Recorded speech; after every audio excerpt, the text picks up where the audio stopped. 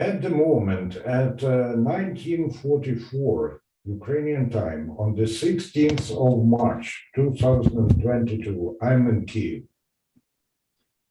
And this is the reason why I cannot switch the lights on. We are under curfew, a 35-hour curfew until 7 o'clock our time next morning. And the recommendation is not to switch the lights at night time.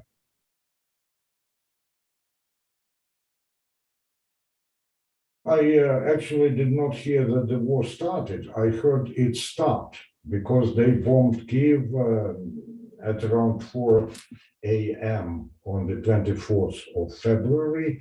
And my reaction was, well, it has started. Because for a couple of weeks, by that time, most of us, or at least many of us, lived under terrible duress, thinking whether it will start or not. And when it actually started, some people felt relief. Now the question was gone.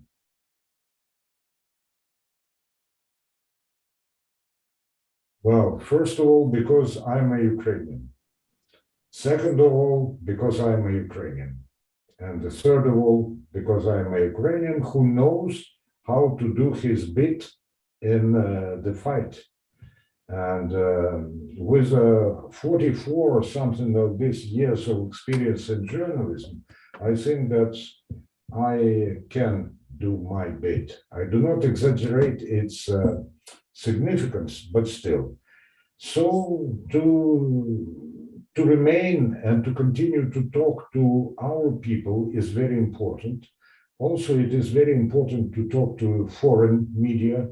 And with my knowledge of English, I think I can do this. Right before we connected, I spoke to BBC Scotland.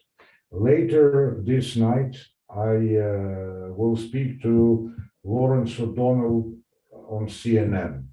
Well, provided the conditions remain like this, you know. And on the first day of open aggression, I gave 8 interviews. On the second day, there was a interview which really hurt me because a colleague who called me from a television station not in Europe and not in Northern America, on the second day of the Russian onslaught, he asked me, and what are you going to do now that Kiev has fallen into the hands of the enemy? Kiev had not fallen into the hands of the enemy. It has not fallen now.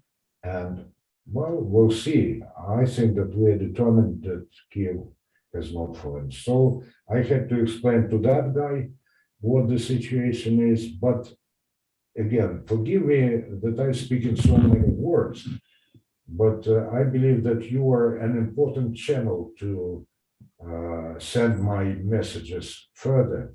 So speaking to foreigners is very, very important.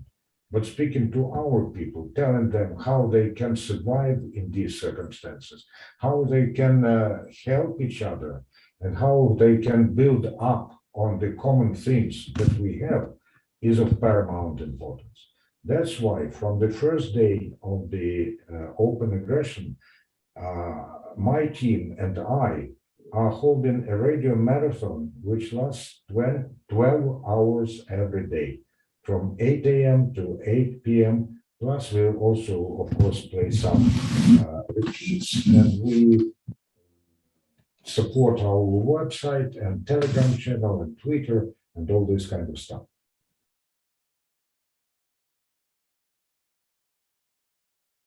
At the moment, well, I can't tell you when I usually get up because it heavily depends on whether there are explosions and sirens in the city.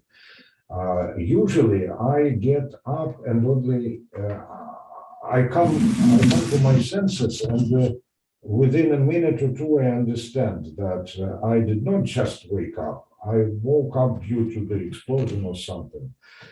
Usually it happens at around 6 o'clock. Maybe 5, maybe 6.5. Then, if there's an opportunity, I try to get some additional sleep.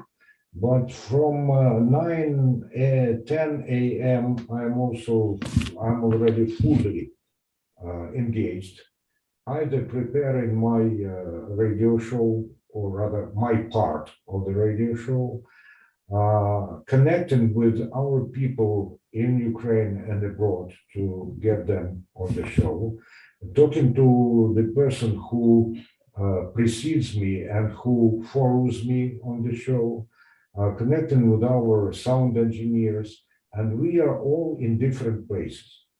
Even those of us who are in Kiev, we are all in different places, broadcasting from our kitchens, from our corridors and our flats, sometimes even from the shelter, although the shelter is, in this case, the less convenient place because hard to connect, Then it's usually 3 hours on air, then some post-production, like talking to our sound engineers, what they should cut off from the stream, what should be sent to those people who talk to us, because some people crave to repost what they said, and I can understand them.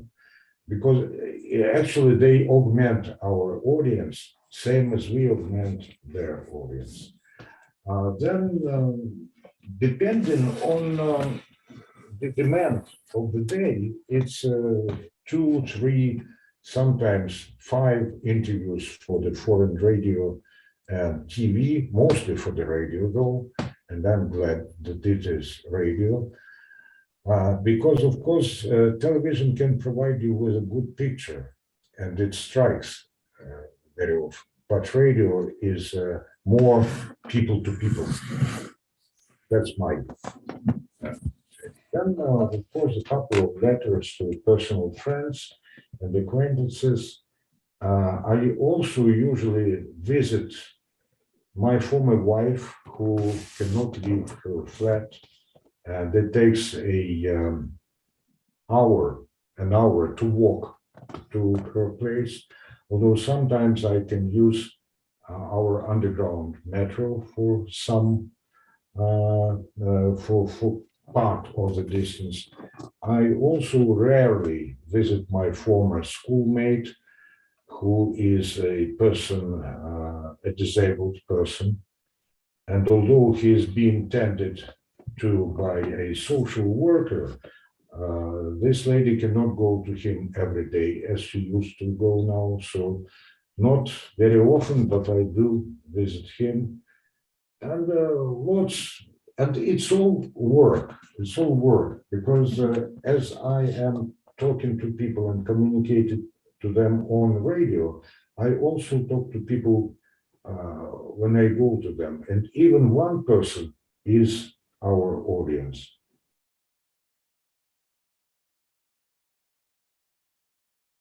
I've seen a lot. I've seen Ukrainian military and National Guards on the street.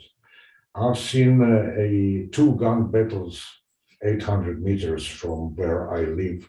This was, I think, on the 3rd or 4th day of the invasion. And before this, this very place, something I say against 800 meters from where I live, was hit by a rocket. Luckily, the residential building there has not yet been settled in. I've seen the mother of my son-in-law across the street from her, another rocket hit, same distance as I. I've seen people in the queues. I've seen people in the queues to ATMs, especially during the first days when we desperately needed cash. And although you had quite a lot of money on your card, like I, for instance, you could not get cash, and the card was basically useless in some respects. I've seen people hiding in the metro, in underground stations, and of course I've been stopped by Ukrainian patrols and asked to produce my documents. And one of these situations was very, very indicative for me, because before switching to radio, I was quite a personality on the Ukrainian television. And some people still recognize me by my face in spite of the beard. So I was stopped at this checkpoint and gave my passport for inspection. And they said something. And suddenly the officer raises his head and says, "Oh, you are from this and that radio station." He did not recognize me from my face, he recognized me from my voice. And this for me and several other similar cases is the proof and inspiration that we are needed at this moment.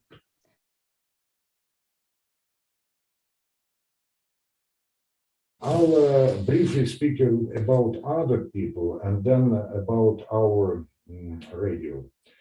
Of course, many of us are endangered, especially those who are working as videographers, photographers, and on-the-spot reporters. They go to some of the most dangerous places. And of course, as hailing from Kosovo, this part of the world, you know that the inscription press does not always save you. Sometimes it rather makes you a definite target. I've gone through this during our revolution. At the moment, I stay away from the frontline reporting, but I was there in 2014 and later, and I know this. So these guys and girls, they are risking their lives on everyday basis. That's the biggest problem, and or rather, the biggest problem is that the enemy is not going to take into account that they do not have arms in their hands. Another is, of course, quite a bit of confusion, because although we have dozens or probably even hundreds of people, especially in local media, who are used to working in combat surroundings, most of them, not to mention us who are in Kiev or Lviv or other cities, we do not know the legislation concerning how we are supposed to report the war. And there's a rather definite order by the Ukrainian Ministry of Defense. I do not say that it is ideal, no way, but in many cases it does help. You know, what we can trust as far as sources are concerned. Shall we go to the extreme front line and this? Because obviously, again, from your own experience, you have to know that sometimes we are just in the way. And this may cause reaction from the military. Yeah. And this does not help anyone. And of course, there's a lot of problems with logistics and stuff. For instance, we always used to broadcast from our nice studio in the center of Kiev. And now we are scattered. We all work at a distance. And one thing is to conduct a Zoom meeting, and another thing is to mount a broadcast with makeshift equipment and this. Then, of course, another point is that this issue, whether you have to stick to professional standards when there's a war. In some cases, maybe this is the biggest problem. In some cases, other. And all those questions about the hate speech, yes, and objectivity and urgency, they all come to the fore. What helps us is that many of us have stuck to the principles during the peacetime. And when you have had this experience, it is easier to try to stick to the principles during the wartime. If in the peacetime you thought that, this is something second rate, then you will never be able to properly cover the war. This I know from our current and previous experience.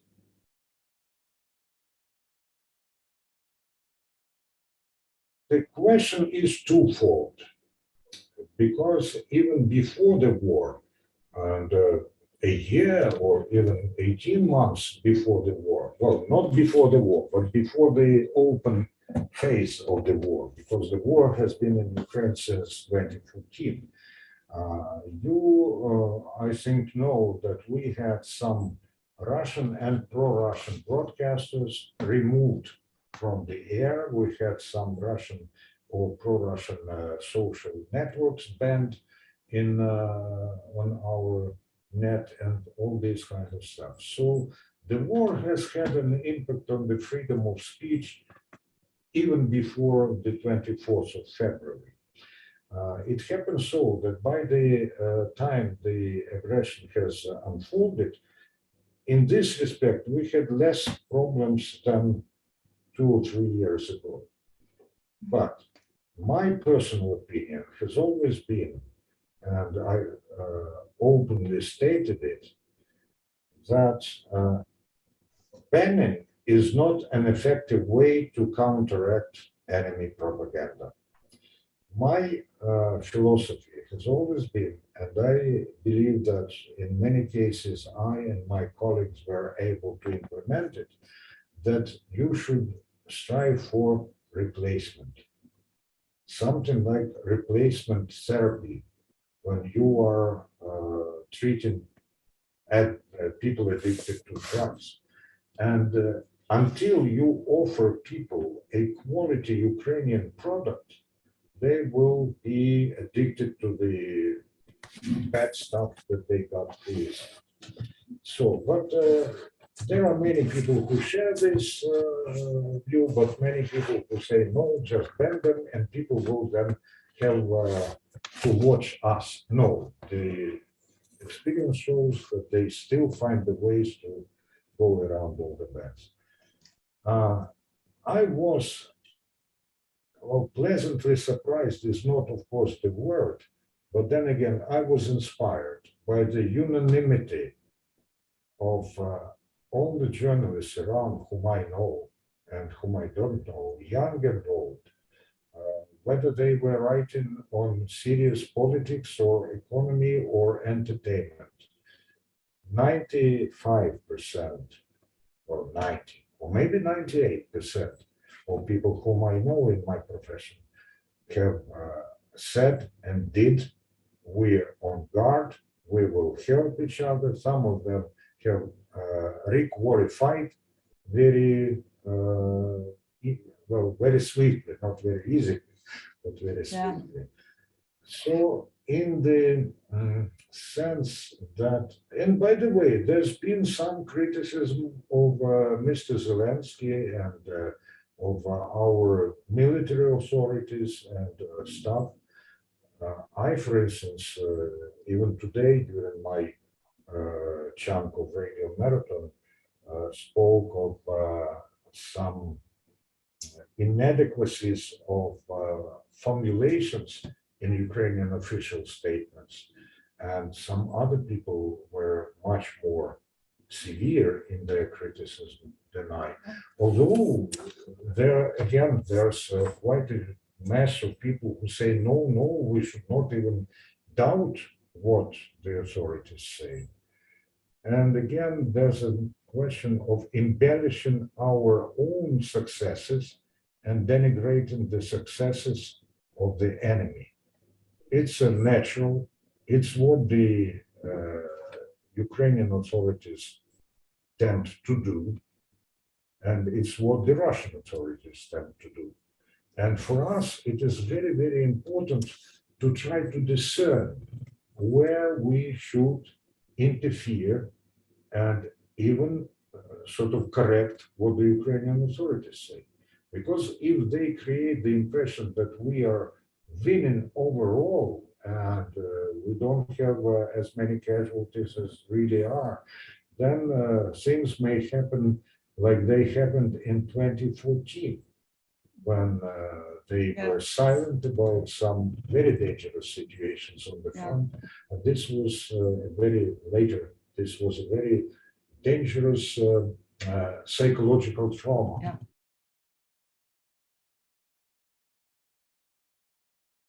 Shall I start from the statement that there's no personal life in the sense of romantic affiliations or something like this? But there is, of course, my personal life as a Ukrainian citizen. There is my personal life as a grandfather, father, a friend of quite a lot of men and women, a professional tutor, and all these aspects.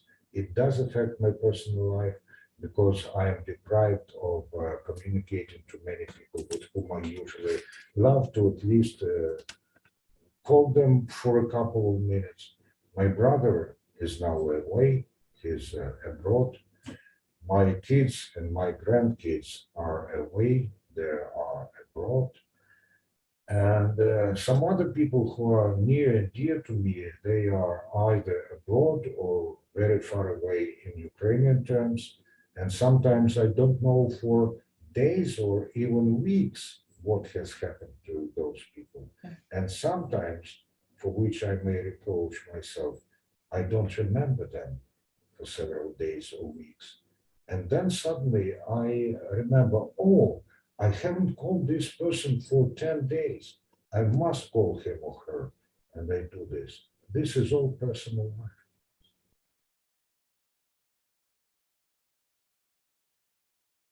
To try to help our people survive, build resilience, to know what to do in dangerous situations, to have compassion for people who may be dependent on them, but at the same moment, to understand that those dependents may be of help to them, because it all turns around. And I have a friend who is a person impaired in sight.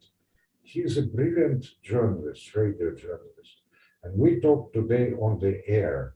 And he spent 10 days in Kharkiv, or even 12 days in Kharkiv before he was evacuated.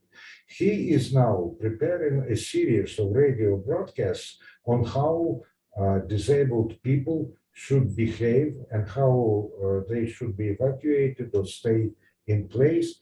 And with this, he helps not only the disabled, but he helps those who usually look after the disabled.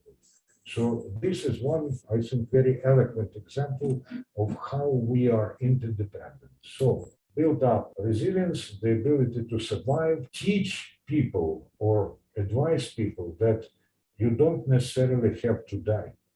You don't necessarily have to sacrifice your life on the altar of the motherland, which is, of course, a very noble thing, but you should think about the future.